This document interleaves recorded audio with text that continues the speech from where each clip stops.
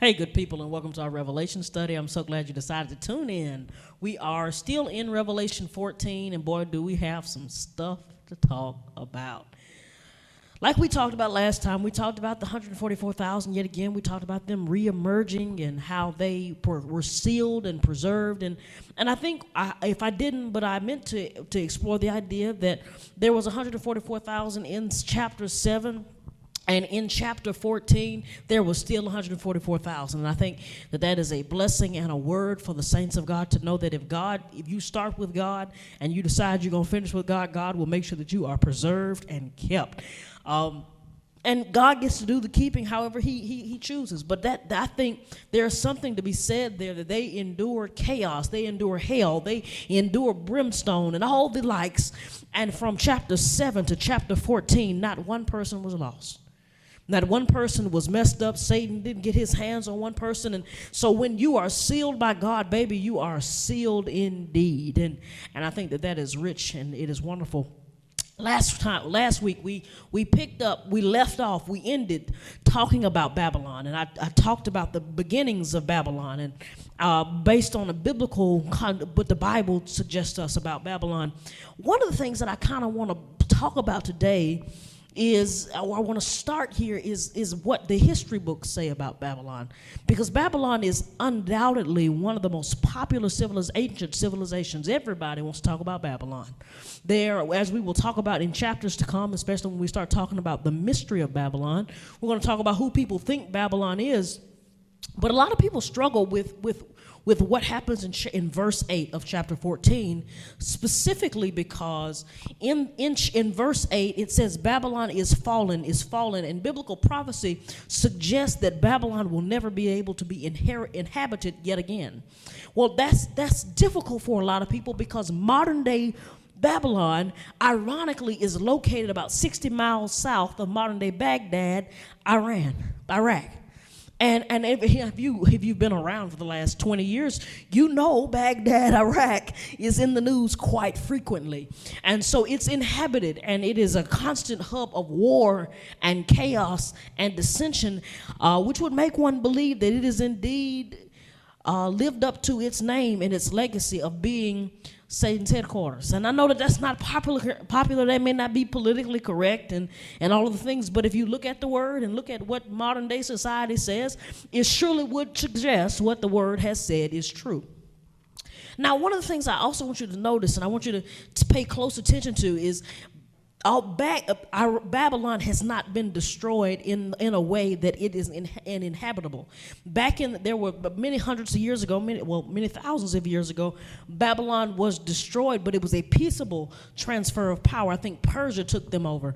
And at the time that Persia took them over, there was no bloodshed, there was no war, there was no bombing, and any of those things. And so the biblical prophecy that when Babylon falls, no one can live there is yet to happen. And since it's yet to happen, we have to look, as a Christian, I would hope as a Christian, we look to the scriptures to see what is coming.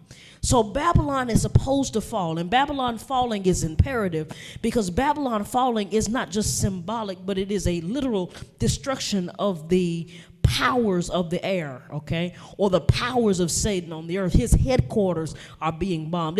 It would be the equivalent of the Capitol siege or the White House being bombed in the United States. The headquarters is being taken out. It's one thing for you to bomb a satellite office. It's one thing for you to take a few citizens. It's one thing for you to win a battle. But when you bomb the headquarters, it is a strong, firm blow. So for that angel in verse 8 that we're talking about of Revelation 14 verse 8, it does suggest to us that God is yet working, and that God is not just the hand-holding God. Let us all get around and just be nice to each other.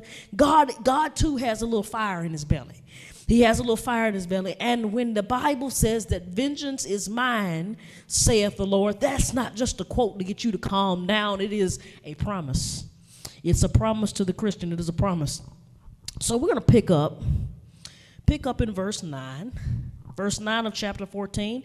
And the third angel followed them, saying with a loud voice, If any man worship the beast and his image and receive his mark on his forehead or in his hand, verse 10, the same shall drink of the wine of the wrath of God, which is poured out without mixture into the cup of his indignation, and he shall be tormented with fire and brimstone in the presence of the holy angels, in the presence of the Lamb. So check this out. It's those who worship the beast and take the mark. That are making a decision for Satan. Those will experience fire, brimstone for an eternity. Now that sounds like a concept that we talk about in church and in political days. as time has moved on, people want to scrub it out of the Bible, but it is yet there. The concept is a familiar one to you. It is called hell. It's a familiar one. It's called hell. It's the reason that our souls are saved. It is the reason that we have been redeemed and that we sing songs about the blood, because there is a place that is hot called hell. Now, I know it's not popular to talk about hell, and nobody wants to come to church about that, and we want to have good, feel-good messages, but there is a place, a real place that people go to when they do not choose the free gift of salvation.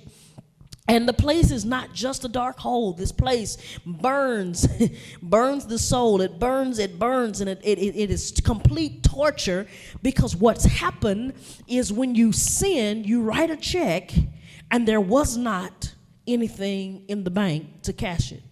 And as a result, you've got to pay the cost for what you've done. So you think of it like this. If you run up a tab at a restaurant, if you eat the French fries, and if you eat the shrimp, and you eat the filet mignon, and you have the lobster, and you have the mashed potatoes, and you order the chocolate melting cake, and you ask for a nightcap, and whatever else you order, when after you finish eating, they're going to bring a tab to the table. And it works either two ways. Most people like to take it out the way that I prefer to do. And we put our debit card or some cash down on the table, and they ring us out, and we go about our business. But every now and then, there are some people who were ill-prepared for what they were ill-prepared for what they consumed. They consumed more than what they had in their pocket. And so because they consumed more than what they prepared in their pocket, they find themselves in the kitchen washing dishes to pay for the food that they consumed. And so the way that hell works is that when you were saved by grace and you accepted Jesus Christ in your heart, you believed that he was the Son of God, you believed that he died for your sins, you repented of those sins, then he takes the tab and he pays for it. But when you don't have that free pass of salvation to put on the table and to put for the waiter to take away, you then have run up a tab that you couldn't cash. And so there is a number of people here we talked about in chapter 13, we've talked about it here in this chapter, and we're going to continue to talk about it, who did not have the free gift of salvation. Now, I want you to see this, because there are plenty of opportunities throughout the course of time for you to receive such a free gift. Okay, the elders that are talked about in Hebrews didn't have the opportunity to receive Christ, but they believed God. Okay, and since they believed God, they were given the free gift of salvation. They pleased God. Enoch was taken because he believed God.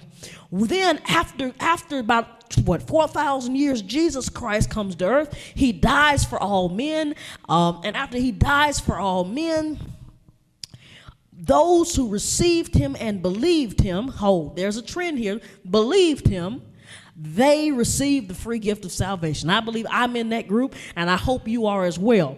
They received salvation. So they got a card, if you will. They got a pass. So they got the tab was paid.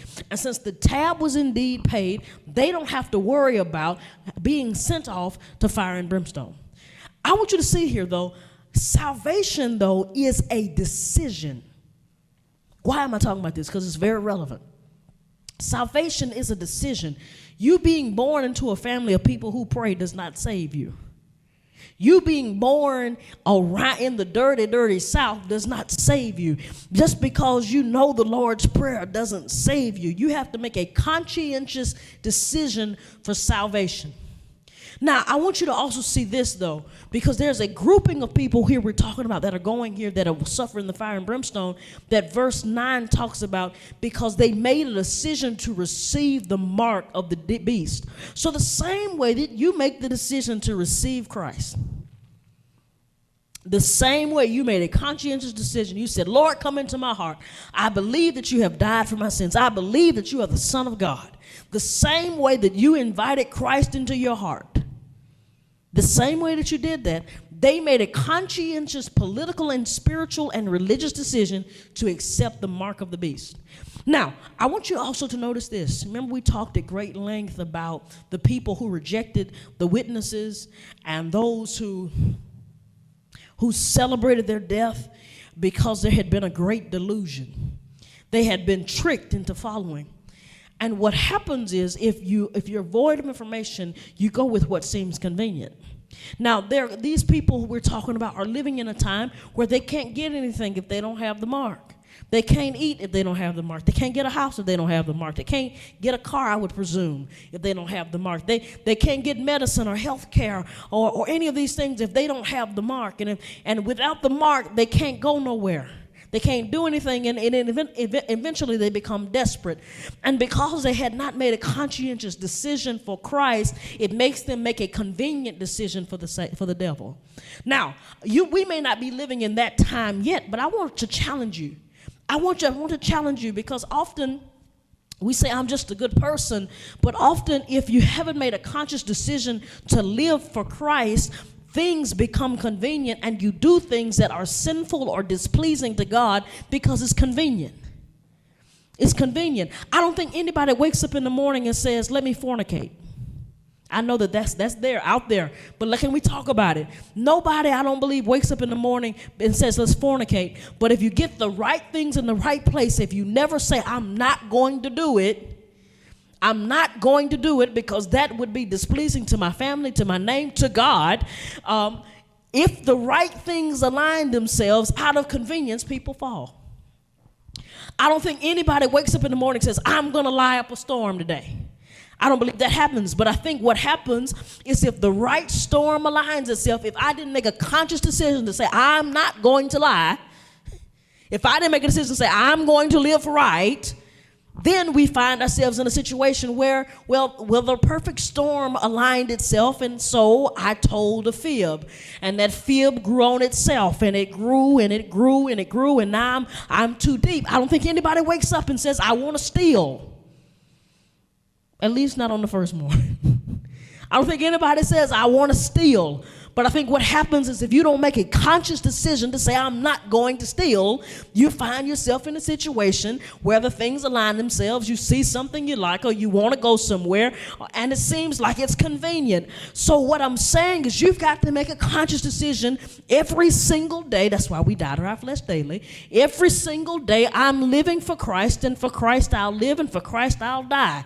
If it's not pleasing to Christ, I'm not going to do it. If I'm living for Christ, there's some places, some things, and some people I can't do, be, and hang around. Why? Because if I don't, I'll find myself haphazardly mixed up in some stuff. It is Satan's MO from the beginning.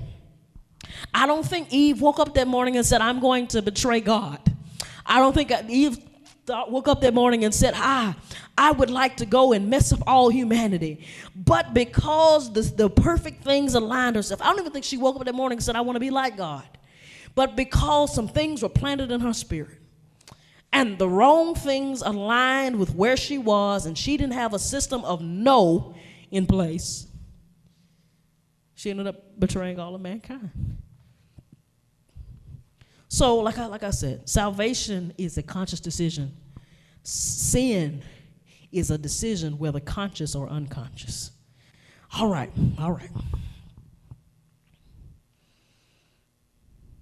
The same shall drink the wrath of God, which is poured out into the mixture, into the cup of his indignation, and shall be tormented with fire. So there's people who make this conscious or unconscious decision, are drinking the wrath of God. Now, we're about to see some verses talking about reaping.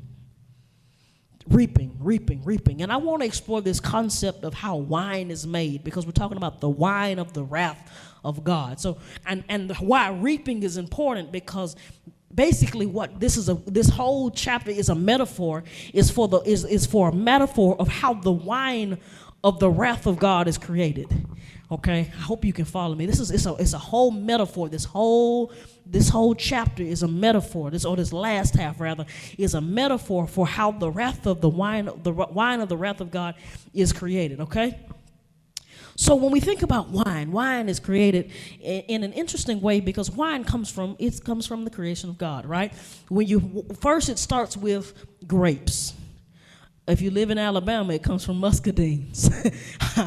But usually wine comes from grapes, unless you live in Alabama, and then it comes from muscadines.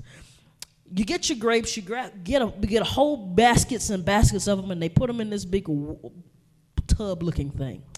And then in the back in the day, they have machines to do this now, but back in the day, then you would get somebody with some feet, hopefully some clean feet, and they would stump around and squash the grapes up, and they would mush all the grapes up with their feet, and they would just kind of get to, stomping around on the grapes, and they would cause it to liquefy. And as they're beating those grapes, the substance of the roundness becomes a liquid. And that natural sweetness and that fruitiness that we love about grapes begins to break down. Then they take that same concoction, they put it in some barrels or some wells, and then they put them in a dark room for weeks, sometimes months, and depending on how long, sometimes years. They put it in a dark room, and after they've mixed it, and it ferments. Ferments means that something begins to grow out of it. It begins to change its composition after it has been beaten, battered, and bruised, okay? And after it has been beaten and the way that it once formed has been broken down, it's not grapes anymore. It's now wine juice. It's not wine all yet. It hadn't fermented. And once it's fermented, which means like there's a mold or a mildew that grows, or a fungus rather, that grows up out of it. As it ferments, it now has built this smell. Okay, so if it was anything else, we would say that it's molding or it's growing something we normally wouldn't want to consume, and it now gains a power. Okay, it gains a power, an alcohol, a power from it that it didn't have when it was just a sweet grape that was a fruit. Okay, follow me.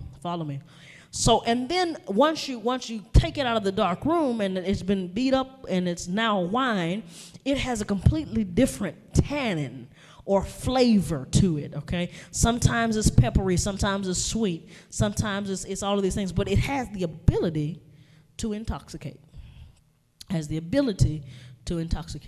So the wine of the wrath of God, so I want you to think about this. The wine of the wrath of God is the byproduct of God's creation having to be destroyed so that it can be transformed to something better. So the wine of the wrath, it takes time to make wine. It takes beating and pressing to make wine. It takes a process to make wine. And so the wrath of God doesn't come overnight. The wrath of God didn't come the moment that Eve sinned. The wrath of God didn't come the moment that Nimrod built the tower. The wrath of God did not come the moment that person cut you off in traffic. The wrath of God did not come the moment that person cheated on you. The wrath of God has been building over thousands of years as men have continued to disappoint him. But because God is merciful and he is full of grace and he wants his people to get it right and to come into the fold, the wrath of God has gone from being the sweet mercy, the sweet mercy of God, and it's been beaten. It's been crushed, and it has been transformed from mercy to wrath. And as it has been transformed, it's being poured out on men. And not all men, on just the men who made the unconscious or conscious decision not to follow him, not to love him, not to trust him. Now, I want you to also notice that as I talked about this his mercy transforming from mercy to wrath, I want you to notice that he's not mixing mercy with this judgment, this wrath. He's not mixing mercy. It's actually taking a transformation. It's going from point A to point B. And as it has developed, I want you to notice that wine is no longer grapes. They don't even have the same nutritional value. The same way that wine can give you some of your water content, it can give you some of your carbohydrate content, it's good for your heart. Well, I guess wine is good for your heart. All of that stuff, for the most part, the things that make up the wine, that grapes, is no longer in the wine. It has completely transformed. It's not the same thing. And so this is not God patting you on your hand like he does us time after time after time to try to get it right. This is all right. The rope has ended. And you didn't get on board, and I gave you opportunity after opportunity, and I tried to draw you, and I sent witnesses for you. I sent preachers, and I sent that nice little girl that sits next to you in your office, and you missed it. And so now you got to pay the cost. Now you have to pay the cost. Okay, I hope this is making sense. Verse 12. Here is the patience of the saints. Here are they that keep the commandments of God and the faith of Jesus. So I want you to see about this. We're talking about the wrath of God. We're talking about this wine of the wrath of God. We're talking about how he's not mixing it with mercy. And then all of a sudden we get to verse 12, and God is still God. He's still the God that we worship. And he says, but here is the patience of the people of God, of the saints. Here are they that keep the commandments of God and have faith in Jesus. It's like a breather from all this heaviness that we have. And verse 13 says, and I heard a voice from heaven saying unto me, write, blessed are the dead which die in the Lord from henceforth. Ye saith the Lord, that they may rest from their labors and their works that follow them. I want you to see this. He says, this we presume first that this is the fourth angel. But there's like a breather here. And at verse 4, he reminds us, he said, I'm pouring out all this anger on everybody. I'm pouring out all this frustration. But I want you to know that there is a group that is blessed. I want you to know that there's a group that is kept. I want you to understand that I still love my people. I'm still a keeper and a protector. I still have a fire burning on the inside of me for those who love me. And he says, blessed are they who die in the Lord from henceforth, because that ain't their lot. There's a group of folks that die from henceforth that will go to hell and they will be tortured and tormented. But there is a group that when they die from henceforth, if they die in my name, they are kept, preserved. Death is not their portion, but life. Life is their portion. And that's the part that makes me excited. And if I can just be honest, completely transparent, when I look at the news, I don't care if I'm looking at CNN or at Fox, I get discouraged. When I look at the news, I don't care whose economy they're talking about, whether I'm watching CNBC or Bloomberg. Sometimes I'm up, sometimes I'm down. If I can be doing just about anything. I can be scrolling Twitter, Facebook, or Instagram, but there's always something that just makes me roll my eyes. But I can find courage and consolation and joy in the fact that blessed am I that will die in the Lord. So if I died today, I'm good.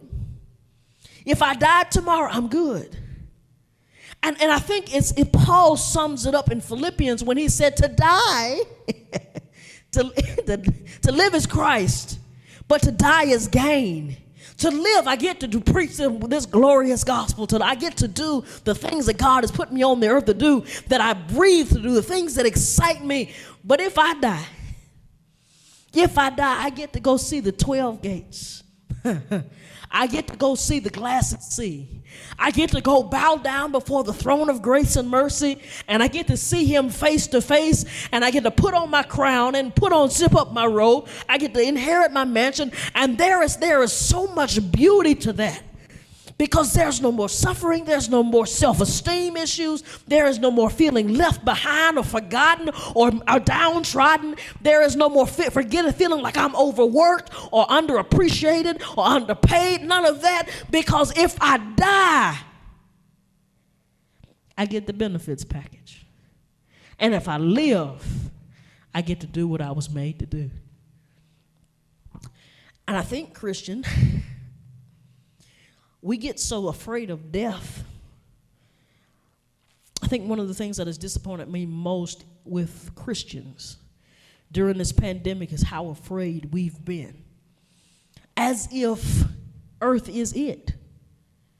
You know? As if earth is our final resting place. This ain't it. There's a place that's so much better. It has so many more benefits. There's so much more joy. There's no more isolation. There's no more wondering, do they like me? Do they want me here? No more of that. But there's joy. And so when I think about it, this verse, blessed are they that die in the Lord. Blessed are they that die in the Lord. In other words, don't stop being so afraid of dying. I don't understand Christians that are afraid of dying. And don't get me wrong, I don't want to die. I'm definitely not suicidal. I'm kind of happy right about now. But don't be so afraid of dying. Because if you're saved and truly saved, not just saved because you speak in tongues, but saved, like I'm talking about your soul is entrusted to Jesus, because I'm not going to go there now. If you're saved, it only gets better from here. And I'm going to leave that alone. All right, verse 14. And I looked, and behold, a white cloud. Upon a cloud sat the Son of Man, having on his head a golden crown in his sharp sickle. So this is the same cloud that they were talking about, the Shekinah glory. The glory of the Lord is up above, and on top of it is Jesus sitting, not as the lamb. No. Not as the lamb right now. He's not looking like the lion. No. But he's looking like King Jesus. And he's got the crown on his head, and he's sitting on the crown, and he's got a sharp sickle in his hand, okay? He's standing. Now, this word for cloud is the same word that we see the cloud that followed the children of Israel by day. This is the same glory of God that followed the camp when they were traveling through the wilderness. So the glory of the Lord is standing above the people, and on top of it, you got King Jesus, and King Jesus himself is sitting on the cloud, and he's got the sharp sickle in his hand. And now I had to look up what sickle means, and a sharp sickle it looks like that thing the Grim Reaper carries around. And it looks like the thing that the Grim Reaper carries around. I never really understood why he carried that thing around until I started studying Revelation. Okay, and I started studying Revelation. And then, it made me think. Verse 15, and I'm going to explain to you my thought. And another angel came out of the temple, crying with a loud voice to him that sat on the cloud, thrust in thy sickle and reap. For the time is come for thee to reap, for the harvest of the earth is ripe. So this sickle is a tool that was used in ancient times to reap a harvest when they were trying to sift through their wheat. Because they could swipe through the wheat and get the grain out of it, and they could go on to the next process of turning that grain into bread. Now, it had come after a process of them planting and fertilizing and waiting a while and waiting for it to grow and waiting some more and watering and raining and watching, and it waited some more, and eventually the day would come that it was time to reap a harvest. And so the angel has come to tell Jesus it's time to reap the earth. Now, why is this important? Remember, I just told you about the process of creating wine, and the wrath of God is about to be poured out, and how important that was. It's time for Jesus to start to reap the grapes. This is the passage that people talk about, the grapes of wrath.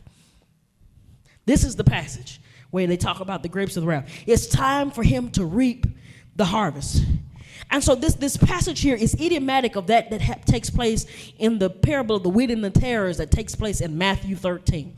I encourage you to go read all 7 of those parables in that chapter. But in Matthew 13, there's a list of parables. One of the parables, which happens to be my favorite parable, is the parable of the wheat and the tares. And in case you've never heard of it, the parable is Jesus says, at the end of times, it will be like this. And he begins to tell the story of a man who planted some good seed on his land. And as he was planting the good seed, he went in for the day after he had done all his diligence. He had tilled the ground. He had put the seed in the ground. He covered it back up. He did everything he was supposed to do. He might even put some fertilizer down. He didn't make a mistake. And since he didn't make a mistake, he went in the house. But the man had an enemy.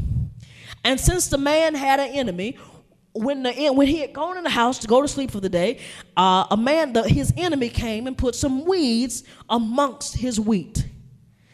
Tares. He put some tares or some weeds amongst his things. Now, if you know anything about a weed, you know that a weed takes the nutrients from everything around it.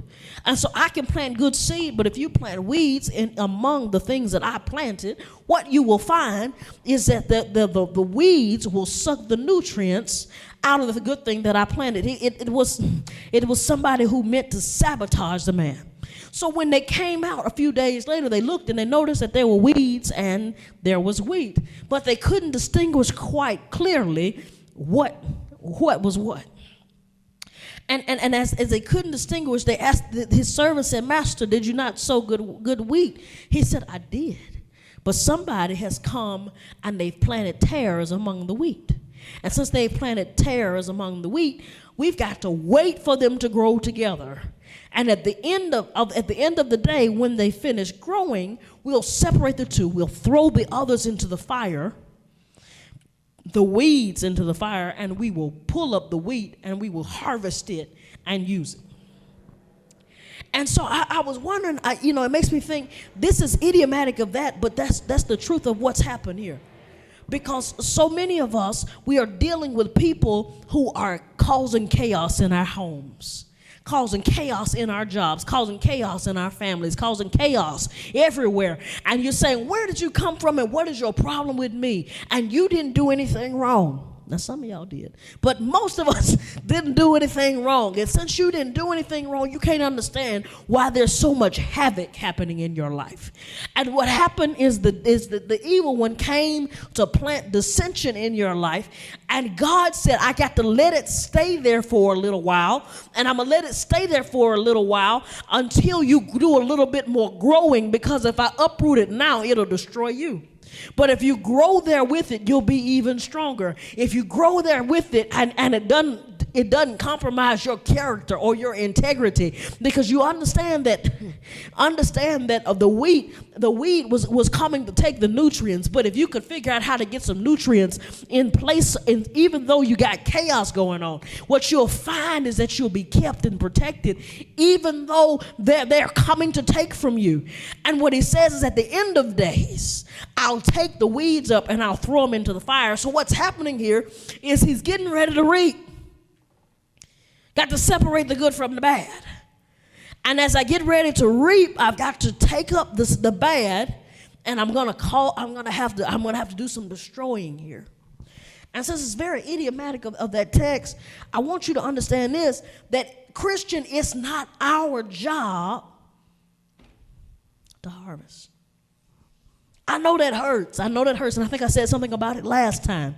I know that hurts because so long we preach sermons telling people you got to change, and we wanted to beat this one over the head until they got saved. But those people didn't get saved. They just conformed so you would be quiet. Our job is to sow the seeds of the goodness of God, to sow the seeds of the word, to preach the word with vigor and passion, to love people, because everybody ain't called to preach, to love people and to care for people, and to be the lights on the earth, to be the salt and light. Everywhere that we go, it's our job to plant Jesus everywhere we go, but it's not our job to reap. It's not our job to remove the evil people. It's not our job to call everybody out. It's not our job to make people feel like they're less than. That's not our job. But our job is to tell everybody about Jesus, to show his love, and to be faithful even when it doesn't feel like we got a whole lot of faith to carry. They told him it's time for him to reap. Then verse 16, and he sat on the cloud and thrust in his sickle on the earth, and the earth was reaped. Christ reaps the earth. Verse 18.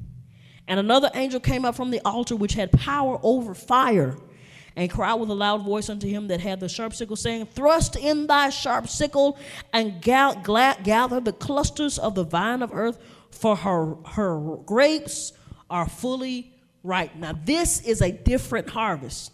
Okay, this is a different harvest. And if you want to take a peek into this harvest, I want you to go to Joel 3, Isaiah 63, 1 through 6. Check out Zechariah 14, 13, Isaiah 34, 1 through 3. But I'm going to read Joel 3, beginning at verse 13 for our reading. Put ye in the sickle, for the harvest is ripe. Come, get you down, for the press is full. The fats overflow, for their wickedness is great. Multitudes in the valley of decision, for the day of the Lord is near in the valley of decision. The wine of the wrath of God is about to be poured out. And so as he's reaping, let me just keep reading. As he's reaping, something is about to happen that's going to sound gory. Okay, something's about to happen that's going to sound really kind of evil. But I want you to remember that the wrath of God, that the vengeance of God is not ill put anywhere. It's not distributed in a bad way. And what I mean by that is sometimes bad things happen to good people and we don't understand it. This is not that. This is not that at all. This is people who didn't realize the kind of tab they had run up, having to pay for what they didn't know that they had done. All right, here we go. Fasten your seatbelt. Verse 19. And the angel thrust in his sickle into the earth, and gathered the vine of the earth, and cast it into the great winepress, into the wrath of God. All this is in preparation for the bowls of wrath of God. That's about to come. That's what's next. Grapevines have a lot to do with the wrath of God. I want you to notice that they have a lot to do with the wrath of God. And this is not to be confused with Jesus being the true vine. These are not parallel. I think it's important that we understand that. Here we go, verse 20. And the winepress was trodden without the city, and blood came out of the winepress, even into the horse bridles, by the space of 1,600 furlongs. Now, he reaps the earth, and he's beginning to tear down the people, right? And when he reaps the earth, he throws the people into the winepress. This is all kind of metaphorical, but not really. This is real blood. And blood comes out. So it's not wine, but blood comes out. For the wages of sin is death, okay? And since the wages of sin is death, from the time that Adam and Eve sinned, we've seen that there had to be a blood offering for man's sin. So whether it was a ram, it was a lamb, or whatever the offering was, there had to be, something had to die in their stead. Now, what I want you, what we just read about how much blood came out of the winepress for the sin of men. It said by the space of 1,600 furlongs. That's 4 feet deep. Okay, well, y'all know I'm not tall. That's 4 feet deep. So 4 feet deep. Okay, 4 feet deep, and roughly 180 miles long worth of blood that filled this I guess we want to call it a ditch, that poured out the blood that was the cost for the sin of men that refuse the gift of the cross. And so what has happened here is God is taking payment for what men refuse to pay. And so it sounds heinous. But this whole idea that you sow what you reap, you reap what you sow, and that you got to pay the thing that you've run up, you got to pay the tab, this is what's happening. And it sounds gory and gross. We're talking about miles and miles, 180 miles. If I was driving, that's longer than a drive from Birmingham to Atlanta.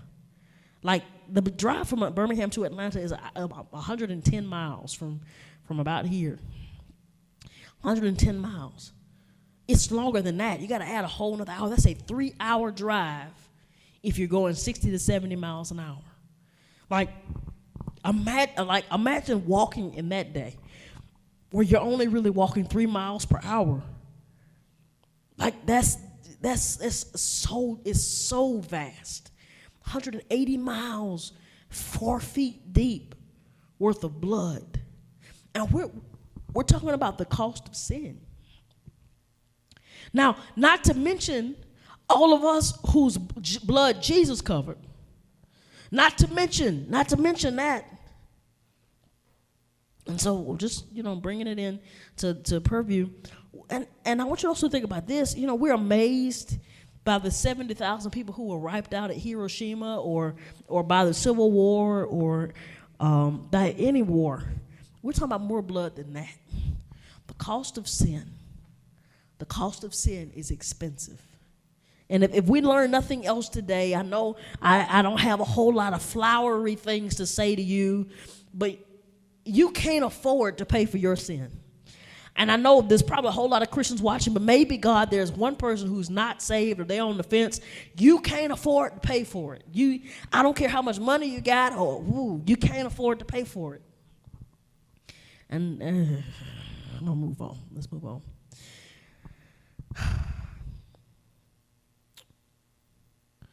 So, but I want you to think about this because, as I said, that there might be somebody watching who isn't sure. Most Jews are agnostic at best. Okay? Agnostic, and if you don't know, isn't quite like atheistic. Agnostic means that they believe in higher power, but they don't, they don't really think that he's all powerful or that he's commanding their life or he's leading them. Most Jews are agnostic at best. They basically know what to do, but they don't really believe in the God that tells them to do it.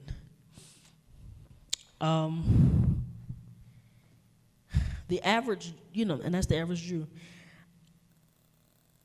The average Christian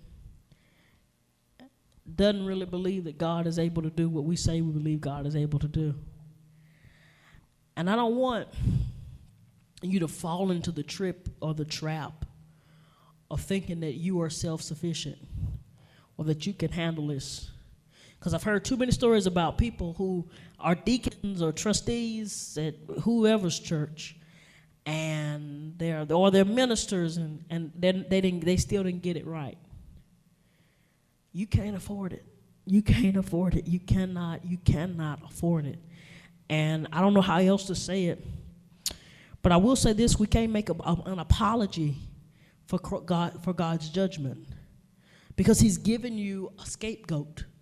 You've got a way out. You've got a way that your blood doesn't have to be part of that price that's paid. It's ugly, but if we can be honest, people that right now the popular thing to talk about is student loan forgiveness.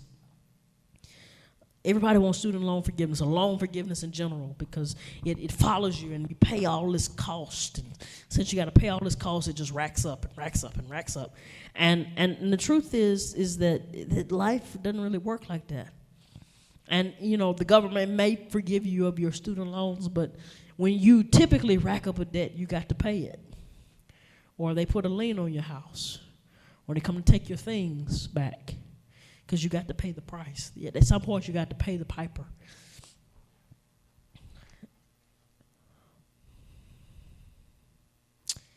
But I will say this, that the judgment that's coming is for a Christ-rejecting world. And if you accept Jesus Christ into your heart, you don't have to worry about this.